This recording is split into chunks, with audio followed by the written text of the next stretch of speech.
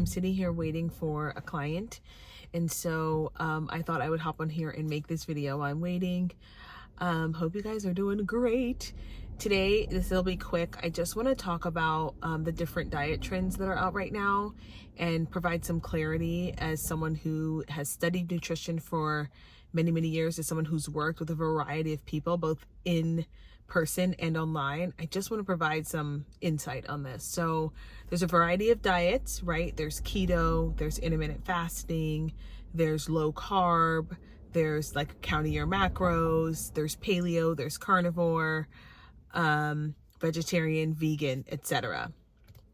So first I want to address sort of the vegan vegetarian diets.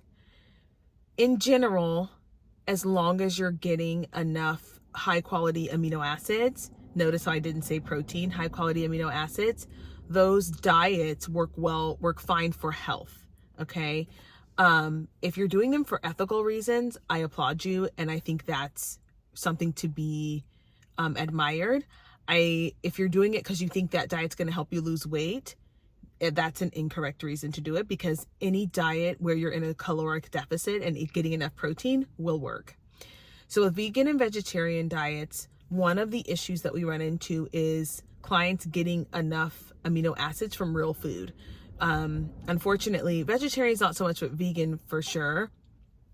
They tend to have to eat a lot of like protein powders and bars, and that's frankenfood. Like, I know it's made from like more natural ingredients, but at the end of the day, it's manufactured. And so they're having to eat quite a bit of tempeh tofu and edamame and seitan and things like that to get their protein, which is fine as long as they're getting the appropriate amino acids. If you're eating a ton of lentils, unfortunately, lentils have a really high carb count. And so to get enough protein with the amount of lentils you're eating, you end up overeating carbs. So that's the issue I run into with veganism. But as long as someone's willing to be disciplined and willing to really look at their nutrition, they can balance out their carbs and macros, and their carbs and proteins and fats with that. Same thing with vegetarian.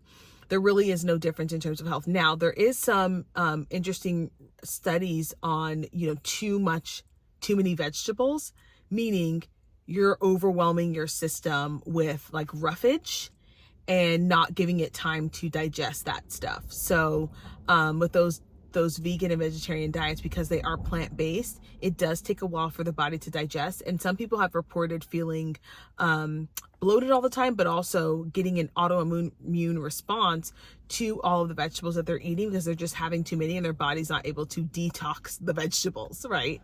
So that's the big thing with vegan and vegetarian diets. But in terms of weight loss, as long as you are getting the right proportions of macronutrients and eating in a caloric deficit and strength training and doing your cardio, they tend to work really well. Let's talk about keto. So keto has been around forever. Back in the Atkins days, the low carb days, right? Keto and low carb kind of go together.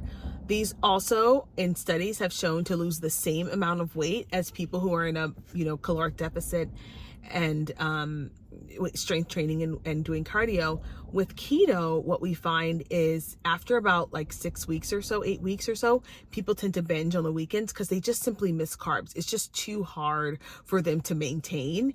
And so it's not that the diet doesn't work, it's that they can't stick to it.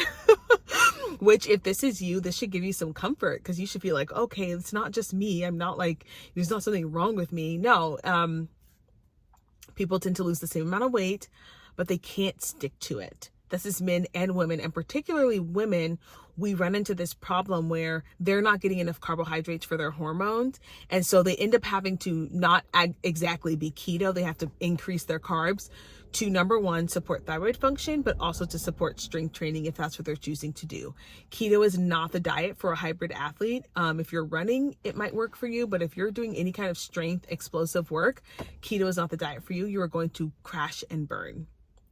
Okay, same thing goes with low carb. Now, Carnivore, I did a video on Carnivore. The guy who even like created Carnivore has come out and said basically no one should be doing Carnivore because the glucose spikes that he was concerned about are actually not that serious. In fact, they're necessary for recovery, and that they promote all of these wonderful things. So the thing with Carnivore that we run into with women is that they end up getting this puffy, bloated look because while protein is anti-inflammatory, women need carbs. They need glycogen for steady hits of hormones. This is for women who are menstruating. Now, if you are in menopause, this is not for you. Women who are menstruating and still ovulating, they tend to need extra glucose pumping through they need hits of glucose for their thyroid. So you need carbohydrates. So what we find is these women will do Carnivore, and then their body starts to rebel a little bit. They start to look puffy. They start to look inflamed. And then when we get them some potatoes and some raspberries, they go back to normal. So nothing wrong with Carnivore. It tends to work better for men. Again, the concept is if you're in a caloric deficit, it will work for you. Okay. So it's not about the diet. Like what you'll think, oh, I'm eating so much. Well, you're still in a caloric deficit, and you're probably eating way more than what you're eating on Carnivore with a moderate diet, right? So intermittent fasting, let's talk about that. Intermittent fasting works well for men. I think I have a video coming out on differences between men and women, and intermittent fasting is something that is awful for women who are ovulating. So notice that we're now, as a society, differentiating between the hormone profile and the hormone panel of women versus the hormone panel of men, because it's something that's different.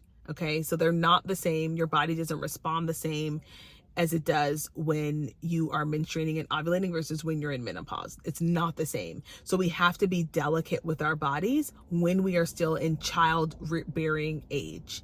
So what they found is with intermittent fasting, when women do long-term fasting, so 14 to 16 plus hours for long periods of time, they get the same responses they do with Carnivore, if not worse. They end up getting an excess estrogen. Women are getting more anxiety. They're still studying why this happens, where they're getting excess anxiety. It might have something to do with the progesterone estrogen balance. And so women, after 10 weeks of fasting, are going crazy. Their bodies are rebelling because women are made up differently from men. So if you guys don't know this about me, I used to do intermittent fasting, and it worked super well. Like I was so lean for a long time.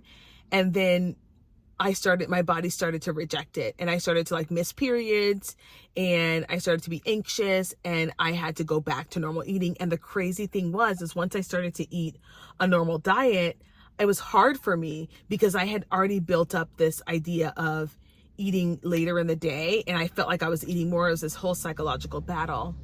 So I want you to know that with intermittent fasting, there's nothing special about it.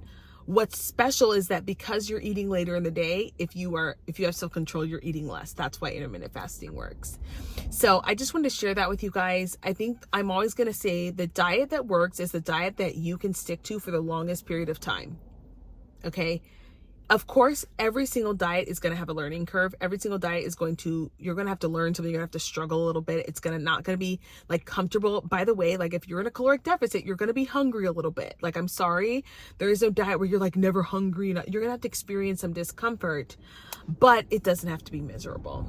All right, you guys, I hope you enjoyed this video. Don't forget to like, share, comment, and subscribe, and I'll see you guys in the next one.